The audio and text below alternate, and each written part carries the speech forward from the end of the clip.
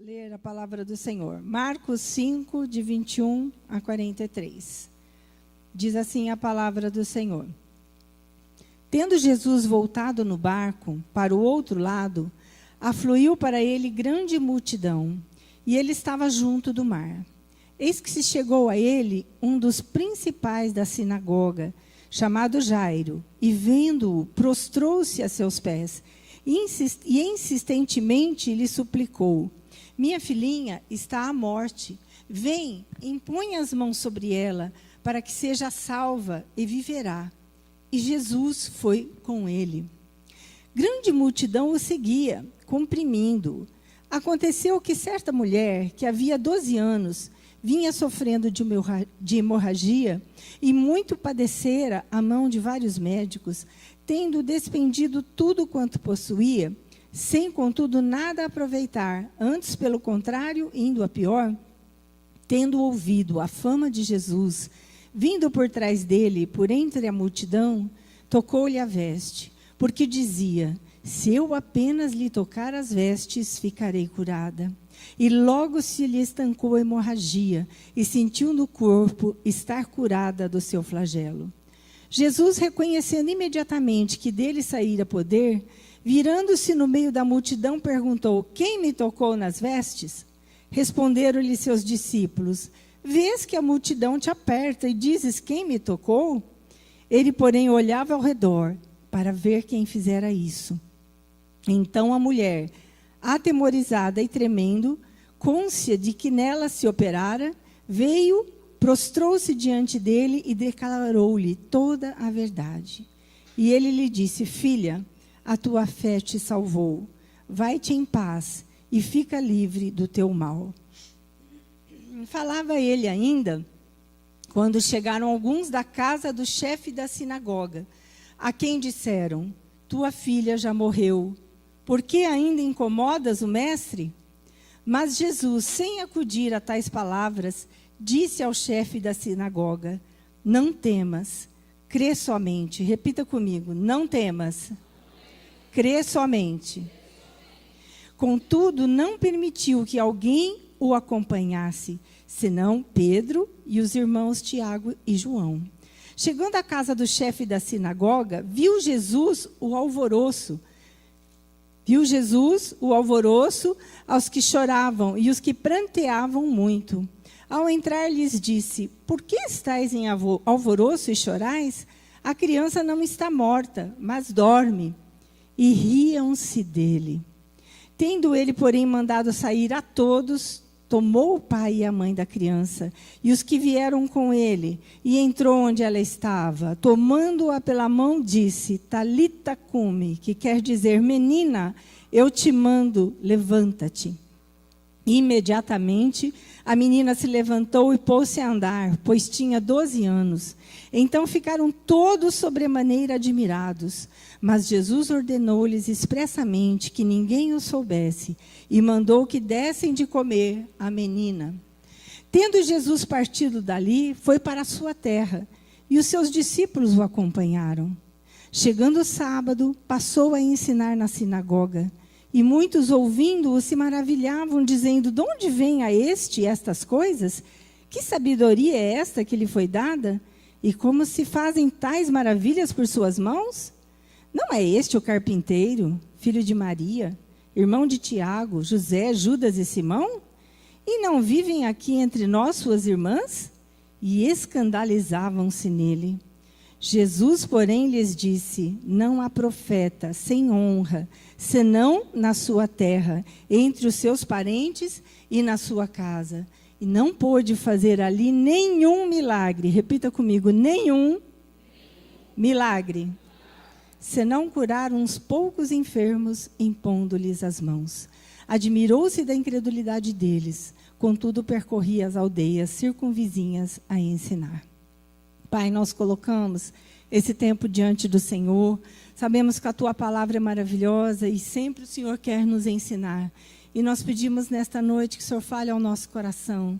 Nós abrimos os nossos corações para ouvir a Tua palavra. E sabemos, Senhor, que o Senhor tem o melhor para cada um de nós. É o que nós te pedimos, em nome de Jesus. Amém.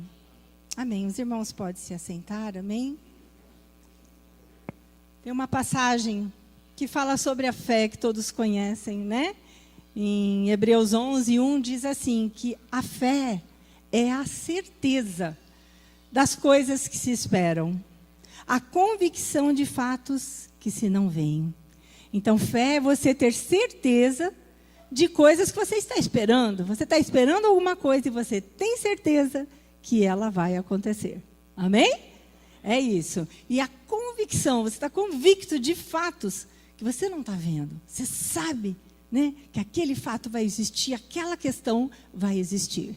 Então, é importante que a gente recorde, né, o que é fé, para que a gente possa conversar um pouquinho. Quando nós lemos aqui esses 3 textos, né, é um texto, né, compridinho, mas ele fala, nós lemos a história de 3 pessoas. A história de Jairo, né, a história da mulher hemorrágica e a história de Jesus em Nazaré. Jesus era de Nazaré, era a cidade dele, né? Então, Jesus em Nazaré conversava com os nazarenos, certo? Então, nós vimos esses 3 episódios diferentes, né? Mas todos mostrando a fé ou a falta dela, certo? Os 2 primeiros, Jairo e a mulher hemorrágica, mostrando fé. E o terceiro, lá em Nazaré, mostrando a falta de fé daquelas pessoas, né? Então, a primeira história fala de Jairo. Vamos pensar um pouquinho, quem era Jairo? Não sei se vocês prestaram atenção no texto. O que ele era? Um dos principais da sinagoga. Na sinagoga era o lugar onde as pessoas naquela época iam estudar a Bíblia deles, né? Não era essa Bíblia, era só o Velho Testamento, né? Então eles iam e liam, né, os livros e estudavam. Então ali dentro da sinagoga as pessoas discutiam, alguns falavam e tudo mais, e outros não tinham muito direito de falar. E quem é que decidia essas questões? Era o chefe. Os chefes, né, da sinagoga, e diz que ele era um dos principais. Então, provavelmente ele dizia, não, você hoje vai falar. Você vai falar, não, você não vai abrir a boca, né? Então, ele olhava os textos, tudo que era decidido ali na sinagoga, o que ia acontecer, ele é quem decidia. Então, era um homem, né, que tinha um certo status, vamos dizer assim, dentro da sinagoga, certo? Então, era um homem importante, um homem de bem.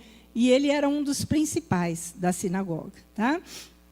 E ele era uma pessoa, então, conhecida de todas as pessoas também. Provavelmente muito querido também, eu creio, né? Aquele que as pessoas colocaram ali com poder, era um homem de bem. Mas ele estava passando por um momento muito difícil. O que tinha acontecido com ele? A sua filhinha estava muito enferma. Estava, diz, à morte. Quer dizer, ela estava muito mal. Não era uma doencinha, não. Essa criança estava muito doente. E a morte é uma situação muito difícil, né? Ainda mais uma mãe ou um pai ver os seus filhos ali, né? No caso, parece que ele só tinha essa filha, o que parece, né? E ela muito enferma. Esse homem estava desesperado. E provavelmente não tinha mais o que fazer. E ele vai e ouve falar com certeza de Jesus, né? Porque ele sai correndo e vai procurar Jesus. E quando Jairo se encontra com Jesus, o que ele faz? Ele se prostra aos seus pés, desesperadamente, né? Ele se prostra aos pés de Jesus e lhe suplica. Ele fala, Senhor, vem e impõe as mãos sobre a minha filhinha, porque ela está à morte. Então, esse homem estava desesperado, né? Uma situação muito complicada. Imagina o seu filhinho, Bárbara e Danilo passaram, né, uma situação difícil, criança doente, febre, não sabe o que tem, a gente já fica, né? Coração na mão. Imagina você saber que ele está morrendo. Eu já passei por isso, eu sei como é que é, né? Vi meu filho, como diz, no bico do urubu, né? Já passei por essa situação com o Mateus. E foi muito difícil. Vi meu filho quase morrendo, se esvaindo. Então, é uma situação muito dolorosa, muito difícil, né? E esse homem, mesmo ele sendo uma pessoa importante, conhecida, ele não se importou. Ele, num ato assim realmente de humildade, né? Ele foi lá e se prostrou aos pés de Jesus e ele suplicava insistentemente, gente. Ele estava desesperado. Então é bom a gente entender, né, o coração de Jairo, né? E quando ele se prostra, a gente vê, né? A gente entende que ele estava ali mostrando um sinal de honra, de respeito, né, ao Senhor, que ele estava respeitando Jesus, reconhecendo o poder de Jesus e quem ele era, em humildade, né? Ele estava ali se humilhando na frente de todo mundo. Tinha uma multidão ali junto com Jesus, né? Ele não se importou, ele se humilhou e clamava ao Senhor. Jairo pede insistentemente, ele diz, né? Senhor, minha filha está à morte. Então, Jairo, desesperado, mas crendo. Amém? Ele estava crendo, senão ele não ia. Se ele acreditasse, esse Jesus é um mago, esse Jesus não é nada, ele não ia perder seu tempo. Então, ele tinha com certeza ouvido o que estavam falando de Jesus. E ele foi com fé, crendo, né? Ele cria que ele podia fazer alguma coisa. E diz a palavra que Jesus foi com ele.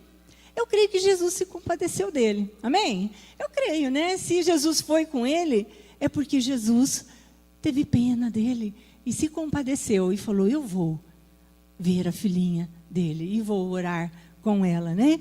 Então, aí a multidão toda em volta, né, os acompanhava. Então, Jesus estava indo com Jairo, aquela multidão enorme com ele, e eles indo para a casa de Jairo. Jesus com certeza não sabia onde era e Jairo estava os levando, né? Só que aí, nesse meio tempo, Jesus andando com aquela multidão, acontece o quê? Tem uma mulher no meio daquela multidão que estava com uma hemorragia há 12 anos e tinha tentado de tudo, já tinha ido em médicos, tinha gastado tudo que tinha e disse que não teve jeito. Então ela continuava doente, continuava com hemorragia. Quem é mulher pode imaginar o que é isso, né? A gente tem um dia do mês que fica ali saindo sangue, depois você imagina você ter isso 12 anos sem parar. Imagina como ela já devia estar debilitada, né?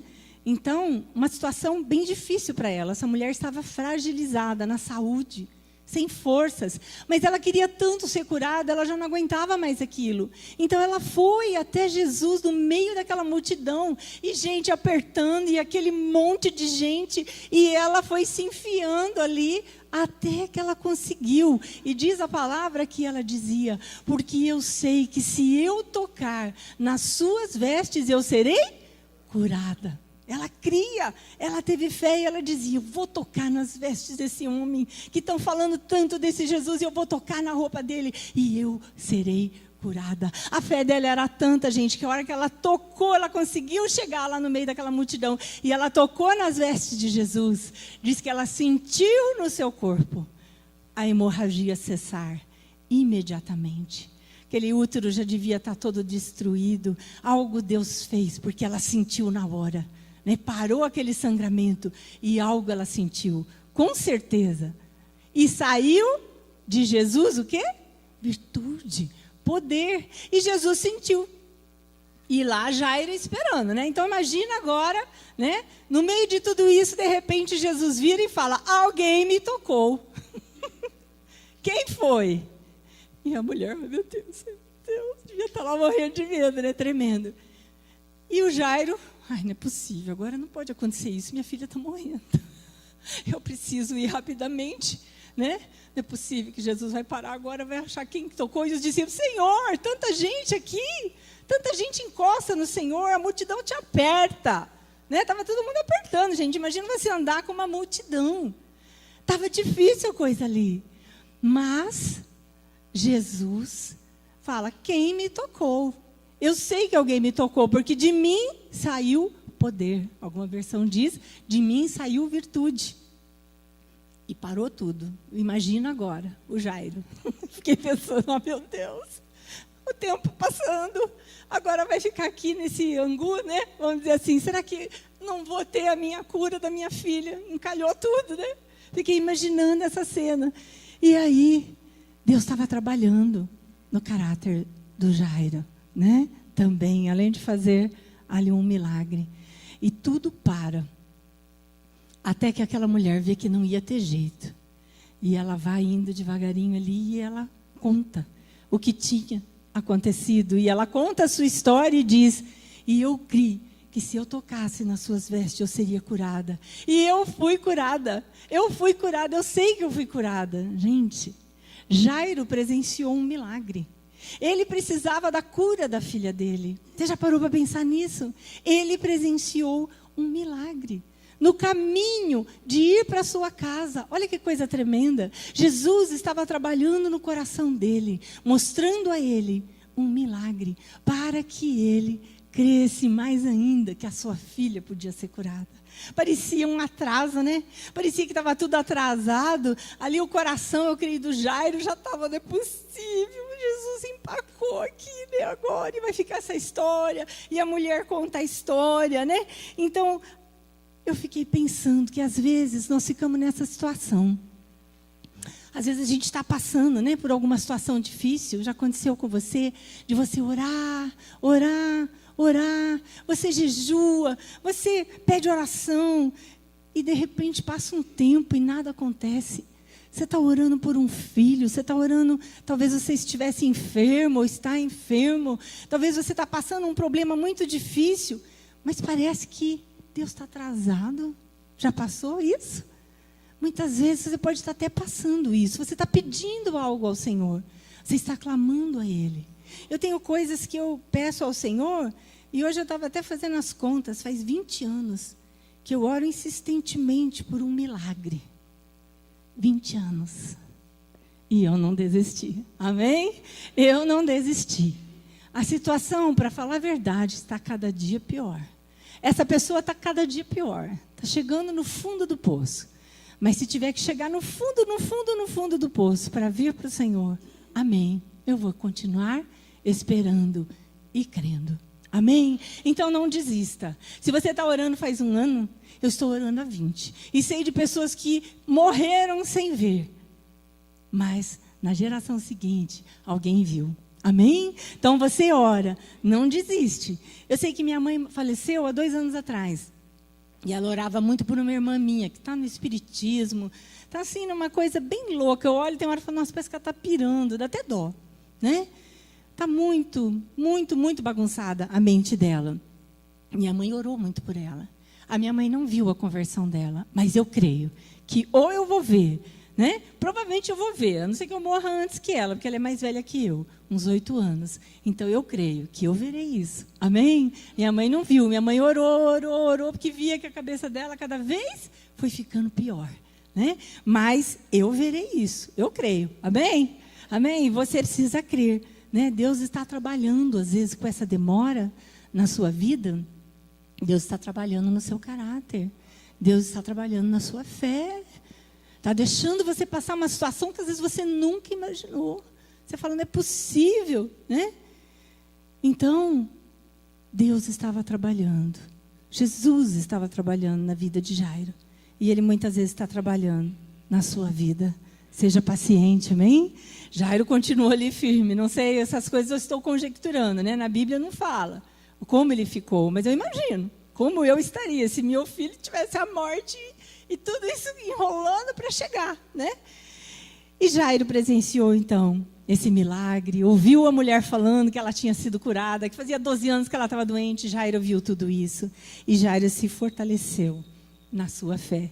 E com certeza ele deve ter pensado assim, esse Jesus é bom mesmo, gente, né? Ele cura. Olha, ele curou essa mulher. Com certeza ele se fortaleceu, ele falou, esse cara é o cara, né? Como a gente fala hoje em dia, né? Ele é o cara, ele é muito bom. Jesus é muito bom. E ele vai curar a minha filha. Amém? Eu creio que ele se encheu de fé ali, né? E ele deve ter pensado, vamos Jesus, se apressa, eu quero ver minha filha curada, né? Quando eles estavam ali, o que ele mais temia aconteceu. Chega a notícia, sua filha morreu.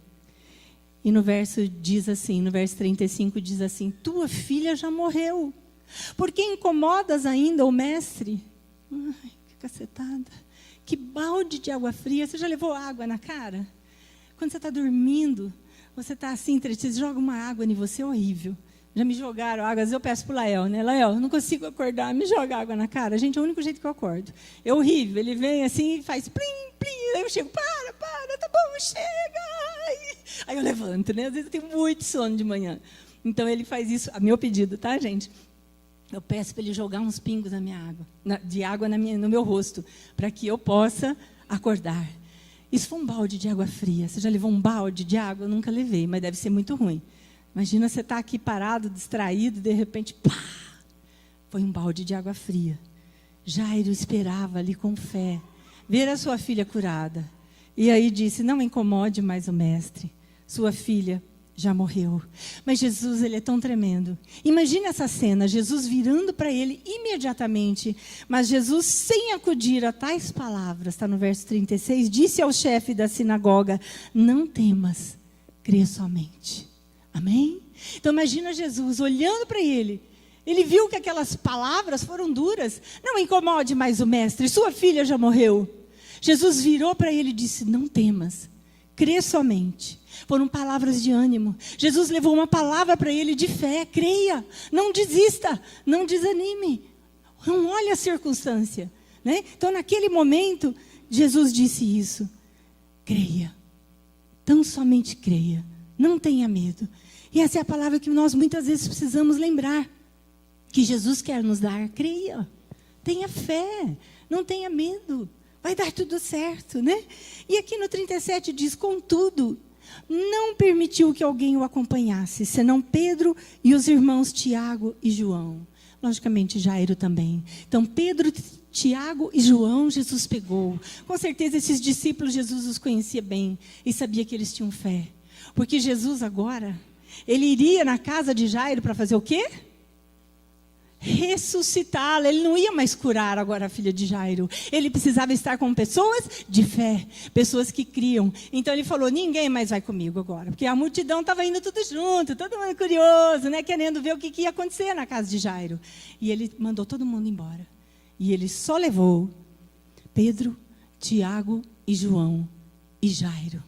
Que com certeza Jesus falou para ele, tenha fé, creia.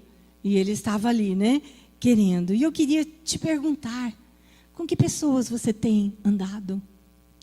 Quais são as pessoas que você está ouvindo? O que as pessoas que você trabalha, as pessoas que estão na tua casa, na tua família, o que elas estão dizendo para você? Que a gente preste bastante atenção nisso. Essas pessoas estão te dando palavras de incentivo, palavras de força? Ou são incrédulos? São pessoas que não têm o temor de Deus. Ou às vezes são até pessoas que temem a Deus, mas são relaxadas espiritualmente. E você fala alguma coisa, elas vêm e começam a te desanimar. Não dão palavras boas. Queria dizer para você, você precisa andar com pessoas que conheçam a palavra, que falem coisas boas, que te dê ânimo. Cuidado quem você escuta. Muitas vezes você é obrigado a trabalhar com algumas pessoas, não é? Principalmente quem trabalha ou estuda, os jovens que estudam, ou quem trabalha em qualquer lugar. Você, às vezes, tem que ouvir um monte de coisas que são faladas ali. Você está naquele ambiente, impossível você sair dali, você tem que trabalhar, né? Mas, cuidado, se você tem opção, ou vai filtrando aquelas palavras que as pessoas vão lançando. Isso está na palavra? Isso está na Bíblia? Será que eu posso ouvir essa palavra e guardar ela no meu coração? Ou eu tenho que lançar essa palavra fora e me afastar o máximo possível dessa pessoa? Tem palavras que pessoas lançam, né? Que na hora que você está em agonia, vamos supor, seu casamento está passando por um momento difícil, e você chega e se abre, né, com aquela pessoa que até parece crente, né? Às vezes você acha até que ele é um cristão, e você diz assim, meu casamento está mal, meu marido, minha esposa não me ama mais. Gente, ou você diz, minha filha está muito doente, meu filho, minha filha entrou nas drogas. E você começa a ver um monte de problemas, né? Você está falando, pode ser qualquer uma dessas coisas, né? A minha família me abandonou, ninguém liga mais para mim. Eu estou muito enfermo. Né? E você às vezes chega e fala para alguém, você precisa de gente que vai te dizer o quê? Irmão, Não temas, crê somente. É isso que você precisa, de gente que vai dizer, vai dar tudo certo. Ore, jejue, vai funcionar. Deus vai te ouvir. Deus vai trabalhar na tua vida, vai dar certo. O Senhor é contigo. Esses dias a Josi estava lá, nasceu o seu sobrinho, né? E o nenê nasceu, não chorou. Ficou umas 10 horas sem chorar. E ela pediu oração para a gente, a criança cheia de tubo lá. Eu falei, meu Deus, né, que situação. E nós começamos a clamar, e ela pediu oração no grupo das mulheres, e as mulheres começaram a orar, cada uma na sua casa, orando e intercedendo, porque sabiam que a situação era grave. A criança não chorou, né, depois não estava respirando direito, só com auxílio de aparelhos. Era uma situação grave, estava no UTI. A mãe foi embora, seu nenenzinho, ia lá de dia. Gente, essa é uma situação horrível. Ninguém deseja isso, né? E nós oramos, e nós clamamos, né? E aí a Josi começou a contar. Gente, tirou, olha quem está sem os aparelhinhos. E tirou aqueles negocinhos do nariz, não tinha os nomes, né? Mas tirou aquela sondinha lá. Gente, olha, agora ele não está mais com os aparelhos. Ele está bem. E nós fomos nos alegrando, juntos, né? Mas tinha gente orando, alguns jejuando, clamando pela vida dessa criança. Nós nem o conhecemos, só pela foto, né? Então, nós precisamos disso, precisamos de pessoas que nos incentivem, que nos animem, que nos ajudem, né? Então, você tem que andar, você tem que ter pessoas assim. O Jesus, ele filtrou as pessoas que iam à casa de Jairo. Ele ia ali para fazer um milagre. Ele sabia que ele precisava de gente, né, que cria, e ele separou aqueles 3 homens para ir à casa de Jairo. E eu queria contar uma coisa rapidinho, né, que uma vez, passando por uma angústia muito grande, pensei que eu ia cair, gente, entrei no buraco aqui, né, eu estava passando por um problema muito grande. O Mateus estava indo na escola, ele estudava na escola adventista, e tinha um garoto que era um pervertido. Ele estava na sala do Mateus. E esse garoto era já repetente e dava muito trabalho na escola. Ele tinha um problema com sexo, o negócio dele era com sexo, né? Então, eu me lembro de algumas situações que o Mateus contou, e o Mateus estava assim, enojado do menino, não queria chegar perto. E o garoto, um dia, o Mateus estava ali na rua, lendo um jornal, assim, na rua, acho que era na padaria Guanabara. O menino passou e deu um tapa nele. Eu fiquei preocupada, falei, meu Deus, esse menino está querendo agredir, né, o Mateus. E você sabe que luz e trevas não combinam. E o Mateus era um menino assim que ele sempre viu. Todos os meus filhos ali, né, estavam andando na luz, né? Então aquele garoto começou ali a fazer algumas ameaças. E um dia ele começou a ameaçar ele, que ia pegar ele na saída da escola. E eu comecei a ficar angustiada e comecei a orar. E aí um dia eu tive um sonho. Aliás, foi um pesadelo. Eu tive um pesadelo, e nesse pesadelo, eu estava num quarto com os meus 3 filhos. E sabe aquele pesadelo que dura a noite inteira? E tinha um dinossauro. E esse dinossauro, não sei como ele cabia, mas ele estava dentro do meu quarto, tá? E esse dinossauro queria devorar os meus filhos. E ele vinha e eu fugia. Sabe quando você entra embaixo da cama, outra hora você está atrás de uma coberta? Gente, eu passei a noite inteira fugindo daquele dinossauro. Foi um sonho horrível, horrível, com muito medo, muito medo. Num dado momento, o dinossauro preparou assim a gente chama de vinha d'alho, sabe, um tempero? E ele passou o Mateus no tempero. Ele ia comer o Mateus. A hora que aquilo aconteceu, me deu um desespero tão grande, eu acordei. Eu acordei chorando, angustiada. Meu Deus, o dinossauro ia comer o Mateus. E aí eu comecei a chorar. Eu fiquei muito apavorada. Foi muito horrível. Foi muito horrível. Parecia que era real demais da conta. Pode parecer cômico, né? Mas era horrível o sonho. E eu fiquei mal. Aí eu contei para o Lael, tal. Daí ele foi trabalhar ali nas coisas dele, oramos. Só que eu continuei sentindo mal-estar. Eu tinha tonturas. Eu sentia mal, muito mal. Eu estava muito esquisita.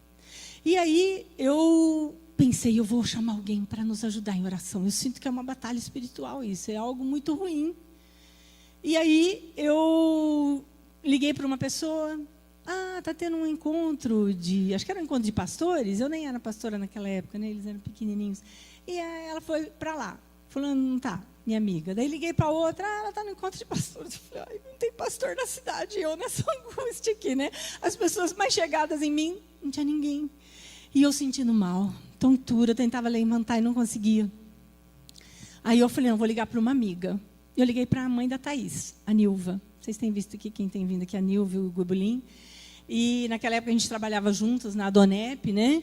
Que é a Associação dos Homens de Negócio do Evangelho Pleno. A gente fazia eventos, tudo juntos, né? Para evangelizar pessoas. E eu liguei para ela e falei: Nilva, tive um sonho horrível. E eu estou me sentindo muito mal. E contei tudo o que tinha acontecido. E falei para ela que eu acordei e comecei a passar mal. E eu estava literalmente me sentindo mal, não conseguia fazer nada. Aí passou um tempo, né? E ela falou que ia orar por mim e tal. Ela foi e contou para o marido dela. Eu não sabia.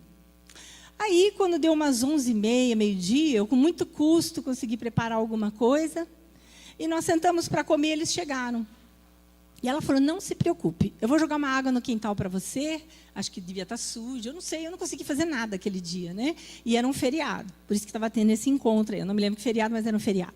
E aí ela veio, limpou a casa, deu uma ajeitada para mim, depois ela arrumou um pouco as louças e tal. E eu deitei no sofá da sala e eu estava muito mal, muito mal. E aí o Gubulim, né, o pai da Thaís, ele chegou e falou assim: chama o Mateus. As crianças estavam lá embaixo. E chama o Mateus. E aí ele chamou e nós oramos com ele. Eu falei: nossa, que prontidão, né? Gente, o que aconteceu? A gente era bem chegado, assim. Mas, né, por que eles estavam assim tão solícitos e ajudando muito? E vieram e oraram. E ele pediu óleo, ungiu o Mateus. E nós oramos pela vida do Mateus. Tudo aí eles despediram e foram embora. Eu fiquei impressionada, tal, mas melhorei, passou. Segunda-feira veio a aula, Mateus foi. E eu não lembro se foi na segunda ou na terça, eu não lembro o dia. Ele falou: mãe, você não sabe o que aconteceu. Aquele menino, ele agarrou uma menina no intervalo, dentro da sala de aula. E ele fechou a porta e quebrou a fechadura. E ele tentou agarrar a menina. Gente, era um menino realmente pervertido, era o demo ali, né? E aí foi aquela gritaria, porque acho que a menina gritava, as pessoas não conseguiam entrar, foi um bafafá na escola. E aí arrombaram a porta. E ele falou, e o menino chamaram os pais, daí no dia seguinte ele falou: ele foi expulso da escola. Eu, aleluia, glória a Deus, Senhor, cuida dele, mas do lado do meu filho eu não quero mais não. Obrigada, Senhor, né? E fiquei muito feliz, triste pela situação do menino, né? Lamentável, né, a situação, né? Mas fiquei feliz pelo livramento que Deus deu. E no sábado nós nos encontramos, fomos comer uma pizza. Estávamos em casa, Gubulim e Nilva estavam lá em casa. E de repente, né, teve um momento e eu falei: Gubulim, deixa eu te contar o que aconteceu. Falei: olha, o menino, aquele que, né, eu senti, na época eu senti que era aquilo, né, que era uma luta espiritual e que era aquilo que Deus se referia. Ele falou: o menino que estava perseguindo ali o Mateus, falando coisas, estava deixando o Mateus acuado, com medo, o menino foi mandado embora, contei a situação e tal. Irmãos, aí ele chegou e falou assim: olha, Tânia, agora eu vou te contar o que aconteceu. Eu fiquei meio assim, ele falou assim: olha, quando você contou o seu sonho para a Nilva, e a Nilva contou para mim, eu tinha sonhado o mesmo sonho a noite inteira. Era um dinossauro que queria comer o Mateus. Era um demônio, gente. Ele queria comer o Mateus e ele passava o Mateus no tempero. Gente, Deus deu o mesmo sonho para o Gubulim. Para quê? Para que ele fosse na minha casa, orasse e jejuasse comigo. Olha a importância de você ter amigos que amam e temem ao Senhor. Ele orou e jejuou. Eles foram lá em casa, a gente chamou eles para comer, eles não quiseram comer. Eles ficaram em jejum naquele dia, clamando pela vida do Mateus. E Deus deu a vitória logo em seguida. Amém? Glória a Deus. Vamos dar um aplauso para o nosso Deus. Tu és maravilhoso, Senhor. Aleluia. Glória a Deus. Deus é tremendo, gente. Deus faz maravilhas, né? Deus é um Deus de poder.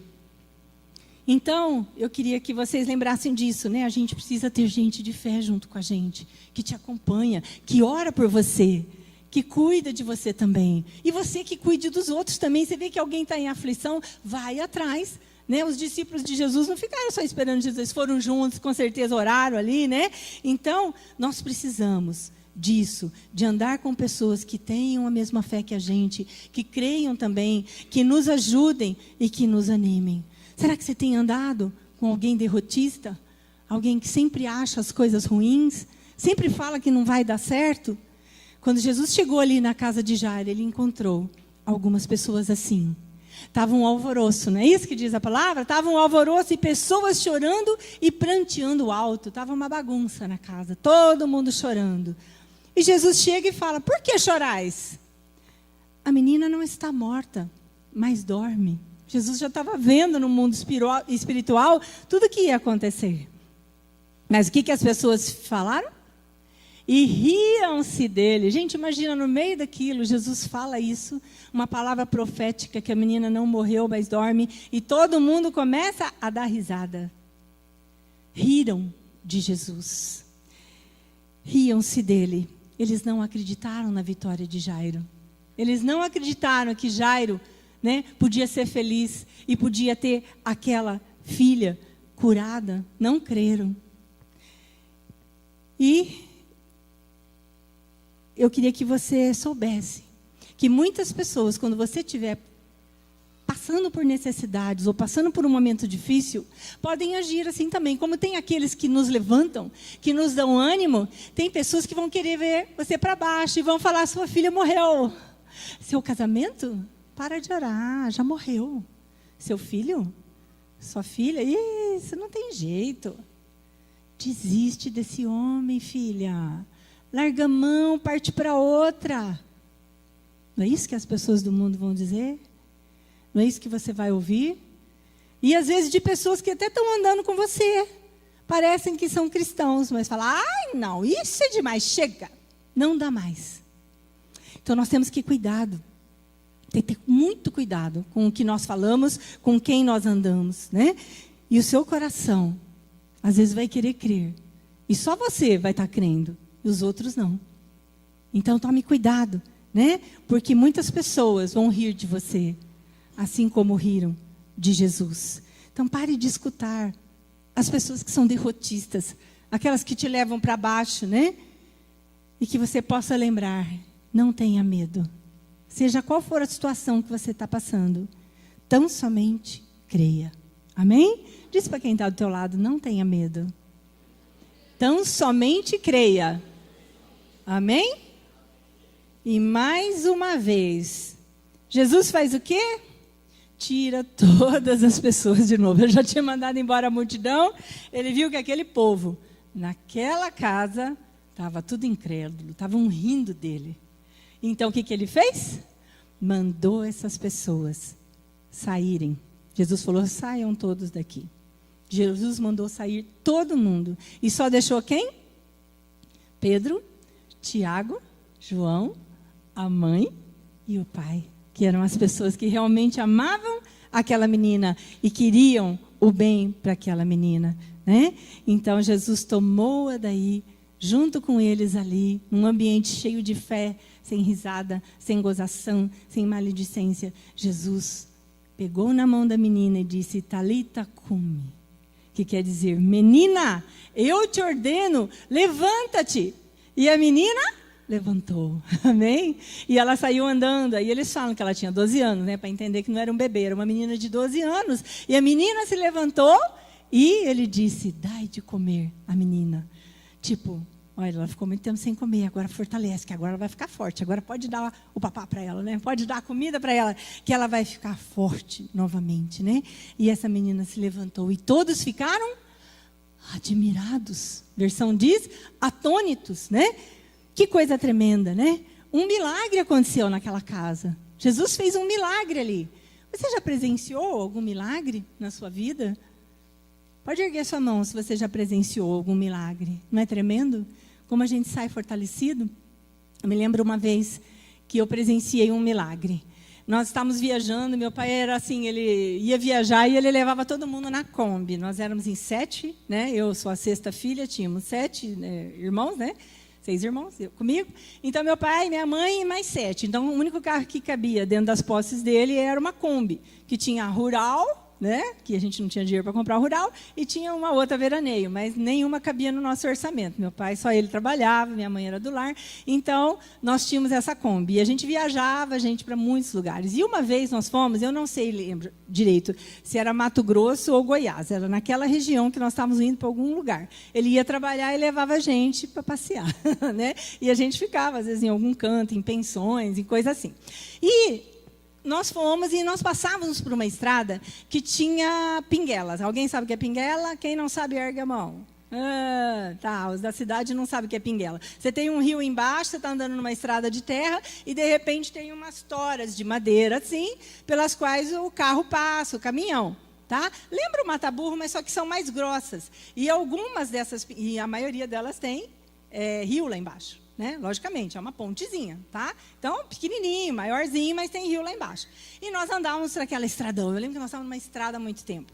E a gente estava um pouco já apreensivo, porque tinha lugar que tinha chovido muito, e tinha aquelas poças imensas. Gente, poças assim, desse tamanho aqui, desse salão, e a gente tinha que passar sem saber o que tinha embaixo. Então, minha mãe ficava, ai, meu Deus, ai, meu Deus. E meu pai passava naquela água, naquela lama. Ai, todo mundo. Então, nós estávamos já numa viagem bem tensa. De repente, ele foi passando as pinguelas, né? Foi passando, todo animado, e ele se animou um pouco demais, foi passar numa, o carro caiu. E nós ficamos lá em cima. Uique, minha mãe falava, né? Uique, e agora? Estamos cheios de criança aqui dentro. Calma, calma, calma. Todo mundo quietinho, ninguém se mexe. Aí ele saiu para fora e ele viu o rio lá embaixo, a Kombi assim, né? As duas rodas saíram para fora, ou uma, não me lembro, o carro ficou torto. E aí, aquele desespero, ele tirou um por um, tirava, vai para lá, tirava, vai para lá. E todos os 7 saíram, e lá ficou o carro. Gente, todo aquele trajeto já fazia mais de 1 hora, bem mais. Nós não tínhamos encontrado ninguém. Nós estávamos naquela estrada sozinhos. Eu não lembro se ele tinha se perdido. O que aconteceu? Eu não me lembro. Eu sei que nós estávamos numa estrada, no meio de mato e terra, e nós ficamos pendurados lá em cima.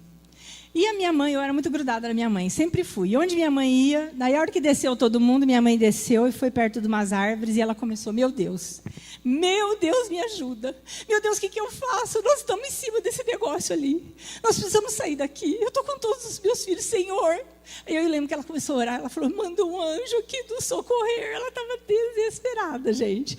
Manda um anjo nos socorrer, Senhor, não tem ninguém nessa estrada, nos acuda. E ela começou a orar, e eu do lado ali, né? Oh, Senhor, né? Eu não sabia o que fazer, eu era garota. Gente, de repente, nós escutamos um barulho. Nós olhamos, apareceu um caminhão. Não tinha um homem, tinha um monte de homens em cima da carroceria daquele caminhão. Depois ela dizia assim, eu pedi um anjo, Deus mandou um caminhão cheio. Gente, aqueles homens desceram, viram, aqui, doutor, a gente ajuda. Eles carregaram o carro e puseram o carro em cima. Meu pai saiu e atravessou. E nós entramos no carro e seguimos a viagem. Gente, foi um milagre, não passava ninguém. E apareceu um caminhão com um monte de homens. Eu não lembro quantos, mas era um monte. Tipo assim, no mínimo 10 naquela carroceria. Então, assim, Deus é um Deus de milagre. Ele faz milagre, né? Você pode ter outros diferentes, né? Eu tive o caso do Mateus, que eu não vou contar todo o caso, mas o Mateus passou uma situação bem difícil, e o Mateus nasceu com um problema no rim, e quando sai o rim, vem para o ureter, a hora que entra na bexiga, nasceu estenosado, que chama fechado. Quase fechado de tudo. Então, na minha barriga, quando eu fazia ultrassom, já sabiam que ele tinha um rim que estava grande. Porque ninguém sabia. Mas o médico já tinha visto e contou para o Lael e não contou para mim. Então, eu passei a gestação tranquila, não sabia de nada, né? Quando o neném nasceu, me contaram, tal. Aí ele teve infecção urinária. E aí, com 1 aninho, ele teve que fazer uma cirurgia. Então, eles cortaram aquele pedacinho que estava fechado, colaram aqui na barriga e puseram o ureter dele aqui. Então, o Mateus fazia xixi pela barriga. Um rim descia normal pela bexiga, saía por baixo. E o outro saía pela barriga. Quando o Mateus chorava, esguichava, fazia assim.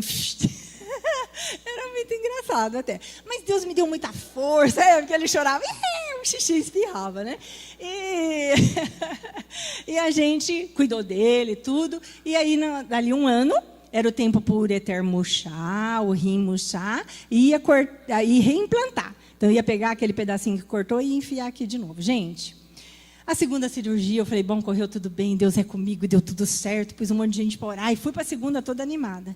Na segunda cirurgia, foi tão difícil, e Mateus começou a sangrar, e ele tinha um negocinho no olho aqui também, nós operamos também, e ele queria arrancar o ponto, e tinha que ficar vigiando ele 24 horas, e eu não no hospital escola, lá em Botucatu, longe de todo mundo, sozinha, eu e Deus, né? E o Lael me ajudava, às vezes podia ficar, às vezes não, mas nesse dia ele estava comigo, a gente se revezava. E, de repente, gente, a hora que ele veio para o quarto e tudo, morreu uma criança no quarto, foi horrível, eu vi a criança morrendo, foi muito desagradável. Então, meu coração já foi ficando pesado. E aí, o Mateus com sangue na sonda. Ele tinha uma sonda e só saía sangue. Sangue, sangue, sangue, muito sangue. Eu falei, é assim depois da cirurgia, né? Eu vi que vinha gente, cochichava, saía. Gente, cochichava, os médicos não falavam nada. Passou o primeiro dia. Passou o segundo dia. E eu comecei a ficar preocupada. Aí vinha gente, ti. Quando foi o terceiro dia, eu comecei a perceber que tinha algo errado. E eu fui vendo a hemoglobina dele, já estava em 7, que era nível de transfusão de sangue. Ele tinha 2 anos. Falei, ele não vai aguentar fazer uma outra cirurgia, se precisar. Aí começamos a ficar apreensivos. Aí, quando foi à noite, meu cunhado que operou, ele veio e falou assim, olha, provavelmente um vaso ficou aberto e nós vamos ter que operar o Mateus novamente. Gente, ele tinha falado, a cirurgia durou 8 horas. Ele fez o que ele ia fazer em 2 cirurgias, ele achou melhor fazer tudo numa só, porque ele achou que podia, o menino não aguentar 2 cirurgias em 1 mês. Ai, aquilo entrou no nosso peito assim, né? Se não aguentava em 1 mês, vai aguentar depois de 8 horas, vai aguentar outra cirurgia. Ele tem só 2 aninhos. Ele está sem sangue, ele estava já branquinho. Gente, foi assim um momento terrível na nossa vida. E aí o médico falou, então amanhã cedo nós vamos operá-lo. Nós estávamos ali no quarto, às vezes um dormia, o outro cochilava, mas na hora que o médico falou isso, nós nos apegamos naquele que pode todas as coisas e nós fomos orar. Eu dei a mão para o Lael e nós oramos e eu comecei a orar. Ele estava tão abatido que a gente não estava conseguindo orar, assim, falar. Aí eu falei, Senhor, se o Senhor for levar o Mateus, o Senhor me dá muita força. Nos fortaleça, Pai, porque vai ser muito difícil. Mas, gente, veio uma força dentro de mim e eu falei assim, mas eu creio que o Senhor é poderoso para fechar esse vaso que está aberto e curar o meu filho e ele não vai precisar de cirurgia amanhã. Eu creio, e eu declarei com fé, eu tive fé naquela noite. Eu era muito incrédula, gente. Eu vim de uma família que todos eram médicos. Era uma incredulidade total. Deus tinha me curado de diabetes. Eu contava que os exames estavam normais, ninguém acreditava. Eu tinha diabetes desde mocinha. Eu fui curada e eles não acreditavam. Diabetes não tem cura. E riam. As pessoas que não creem em Deus riem, né? Então, naquele momento, nós entregamos o Mateus nas mãos do Senhor. E a Bíblia diz, aos seus amados, Deus dá enquanto dorme. E o Lael debruçou na cama dele, só tinha uma cama, e eu deitei. Quando deu 5 horas, isso era 3 horas da manhã, quando nós oramos e deitamos. Quando deu 5 horas da manhã, o Lael me chama, Tânia, vem ver. Gente, depois de 3 dias, aquela sonda vermelha que nem a camisa sua. Era só sangue, não saía um espaço de xixi. A sonda estava transparente, clarinha, passava xixi normal, não tinha uma gota de sangue. Eu falei, Tânia, vem ver. 5 horas da manhã, gente, nós nos maravilhamos tanto. Eu falei, ele está curado. E até às 7 da manhã, quando o médico chegou para fazer a cirurgia, nós falamos desde as 5 da manhã, não tem mais uma gota de sangue. E o médico falou, bom, então nós não vamos operar, vamos aguardar. Aleluia, né? E depois passou um tempo, Deus tinha um plano na vida do Mateus. Deus tinha um plano na vida dele, né, Fernanda? Se não fosse isso, eu não estava aqui, né, meu amor? A Rafa não estava aqui, vocês não teriam Mateus. Deus tinha um plano. E o inimigo tentou, né, de todas as maneiras, mas quando nós temos fé, quando nós clamamos, quando nós entregamos na mão do Senhor, Ele faz milagres. Amém? E toda a família tem um caso. Se você fosse contar, cada um aqui, vários ergueram a mão. Se apegue nessas coisas. Eu sempre lembro disso, eu nunca vou esquecer. O milagre que Deus fez na vida do Mateus. Deus queria ele vivo, né? Deus queria você vivo. Quantos livramentos Deus já deve ter te dado na sua vida, na sua família, né? Agora, se você for olhar o que aconteceu com Jesus em Nazaré. Jesus entrou ali em Nazaré, que era a cidade dele. E diz que ele foi para a sinagoga, fazer os estudos ali. E quando ele esteve na sinagoga, ele começou a falar, e logicamente as pessoas ficaram maravilhadas, é o que diz a palavra. As pessoas ficaram maravilhadas. Nossa, como esse homem diz essas palavras? Quem? ensinou ele essas coisas, eles ficaram espantados com o conhecimento de Jesus. Mas, sempre tem um mas, né? O que aconteceu? Eles falaram assim, mas espera aí, esse aí não é o carpinteiro, filho da Maria, cuja casa moram também os seus irmãos? Falou os nomes deles, dos irmãos. E disse também, as suas irmãs não moram ali? E aí o que eles fizeram? Começaram a escarnecer dele, a zombar de Jesus. Gente, quando as pessoas não têm fé, quando as pessoas não creem, as coisas não acontecem. Jesus diz aqui logo em seguida, e não pôde ele fazer nem 2 milagres, é isso que fala? Nenhum. Jesus não pôde fazer nenhum milagre em Nazaré, na sua cidade. Apenas tocou em alguns enfermos com a imposição de mãos e foram curados. Coisinha que parece que foi assim, seja curado, um milagre. Tipo, a perna cresceu ou o paralítico andou. Tá? Então, isso aconteceu lá em Nazaré. Então, para a gente ver, né, que as pessoas até se maravilharam, até viram que era grande o que ele fazia, mas não creram. E Jesus disse o quê? Não há profeta sem honra, senão na sua terra, entre os seus parentes e na sua casa. Eu posso dizer para você que quando você tiver os seus momentos de agonia, os seus momentos difíceis, talvez os que estão na sua casa, se não forem cristãos e não tiverem fé, muitas vezes vão dizer, você não vai conseguir. Ele não vai ser curado. Você não vai ser curada. As pessoas, muitas vezes, dentro da nossa casa, vão dizer isso, porque Jesus, aconteceu isso com ele. Eu queria, nesse momento agora, que você ficasse em pé no seu lugar.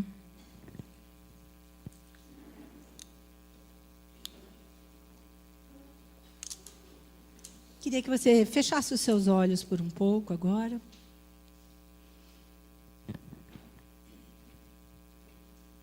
Eu queria que você pensasse, tem alguma coisa na sua vida, na sua casa, que precisa voltar à vida? Alguma coisa precisa ressuscitar, talvez dentro de você, no seu emocional, na sua vida com Deus, na sua área espiritual.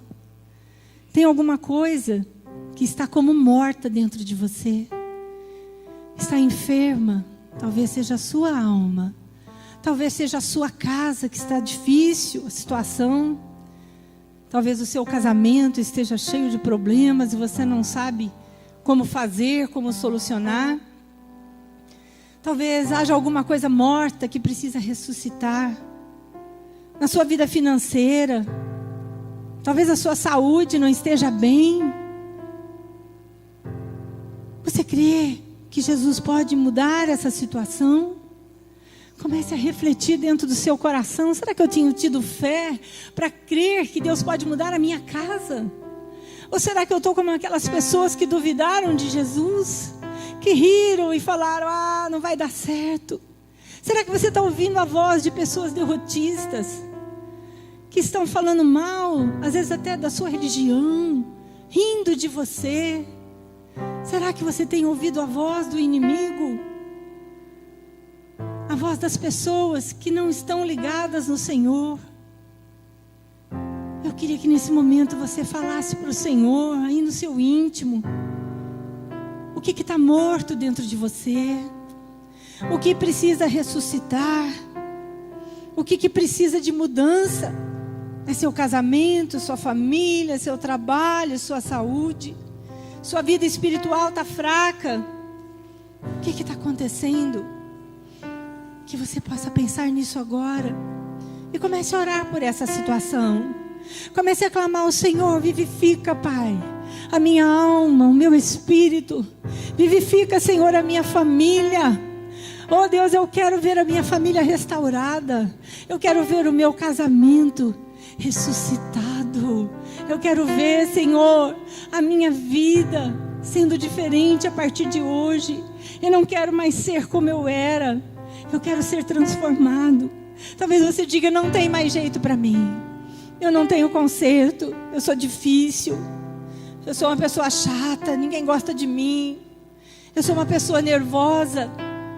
Eu sou uma pessoa rabugenta, invejosa. Não sei o que você tem sentido. Talvez você ande triste, desanimado, depressivo.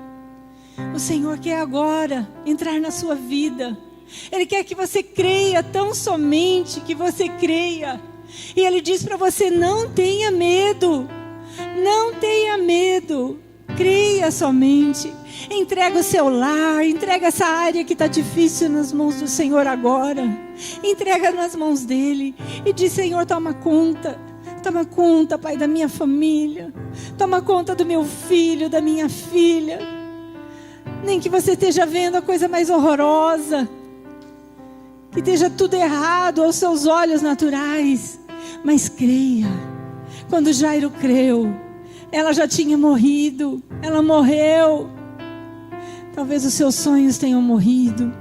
A sua fé esteja fraquinha, quase morrendo. Em nome de Jesus, ressuscita agora. Em nome de Jesus, que caia por terra todo desânimo. Toda palavra lançada contra a vida de cada um de vocês caia por terra. Toda palavra que veio para te desanimar, para te abater, para dizer que seu casamento não vai ter mais jeito, que a sua vida não tem mais jeito. Tem sim, creia, não tenha medo, tão somente creia. Ande com aqueles que têm a mesma fé que você. Clame por ajuda. Peça oração para os seus irmãos e as suas irmãs, e não desanime, vai dar tudo certo, você vai conseguir, com a ajuda do Senhor. Aquela menina ressuscitou, e a sua vida vai se levantar, em nome de Jesus. Em nome de Jesus. Não olhe circunstâncias, não olhe as circunstâncias, não diga para você mesmo: não vai ter jeito.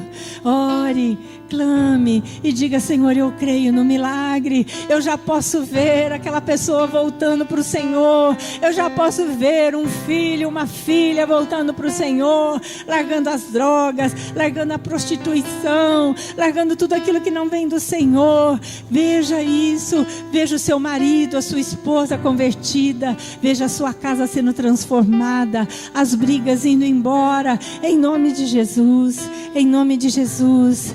E para isso, faça agora uma oração dizendo ao Senhor que você vai orar, que você não vai deixar de orar, que você não vai olhar circunstâncias, que você não vai ter medo do inimigo, que você não vai ter medo dessa situação, e que você vai vencer em nome de Jesus, andando com o Senhor, dando a mão para Ele. Jesus deu a mão para aquela menina que estava morta e disse: Talita cumi, levanta-te. Levanta-te e seja curada. Em nome de Jesus, menina.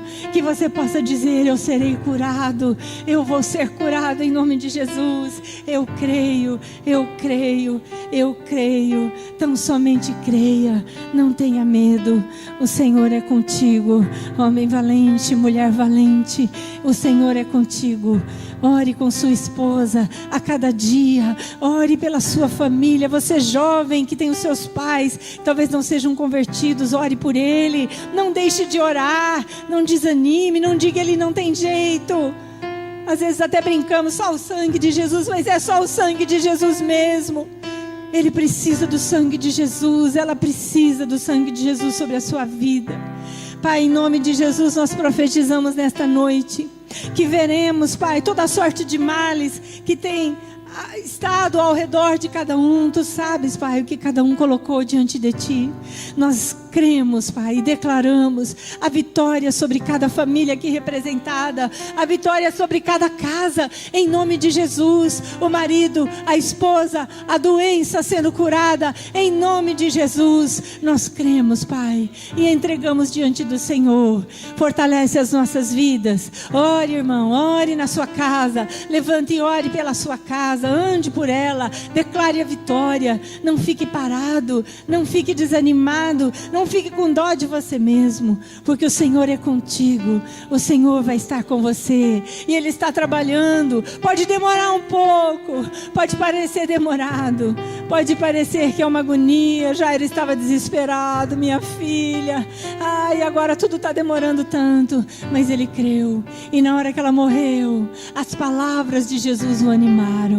Não tenha medo, tão somente creia. No nome de Jesus. Amém, amém. Dê um aplauso ao nosso Deus. Ele é maravilhoso. Obrigada, Jesus.